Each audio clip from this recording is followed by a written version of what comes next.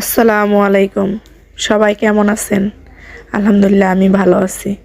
আজকে চলে আসলাম নতুন একটা রেসিপি নিয়ে, যে রেসিপিটা আমার অনেক পছন্দের। চলুন শুরু করি রেসিপিটা।